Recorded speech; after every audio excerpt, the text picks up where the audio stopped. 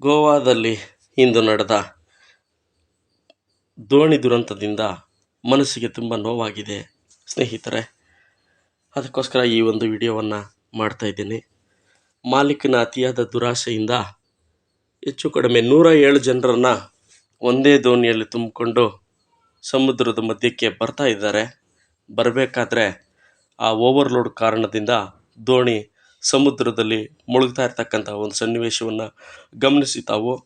ಈ ಒಂದು ದೋಣಿ ಮುಳುಗಿರುವಂತಹ ದುರಂತದಲ್ಲಿ ಹೆಚ್ಚು ಕಡಿಮೆ 23 ಜನರ ಸಾವಾಗಿದೆ. 40 ಜನರನ್ನು ರಕ್ಷಣೆ ಮಾಡಿದ್ದಾರೆ. 64 ಜನ ಎಲ್ಲೋಗಿದ್ದಾರೋ ಏನಾಗಿದ್ದಾರೋ ಇನ್ನೂ ಪತ್ತೆ ಹಚ್ಚಿಲ್ಲ. ಈ ರೀತಿಯಾದ ದುರಂತಗಳನ್ನು ಗಮನಿಸಿದಾಗ ಮನಸ್ಸಿಗೆ ತುಂಬ ಬೇಸರ ಆಗ್ತದೆ. ಏನು ಮಾಡ್ತಾಯಿದ್ದಾನೆ ಮನುಷ್ಯ ಅಂತ ಅನ್ನಿಸ್ತದೆ. ನೋಡಿ, ಆ ದೋಣಿ ಮುಳುಗ್ತಕ್ಕಂಥದ್ದನ್ನು ಮತ್ತೊಂದು ಬಾರಿ ಈ ವಿಡಿಯೋದಲ್ಲಿ ತೋರಿಸಿದ್ದೀನಿ.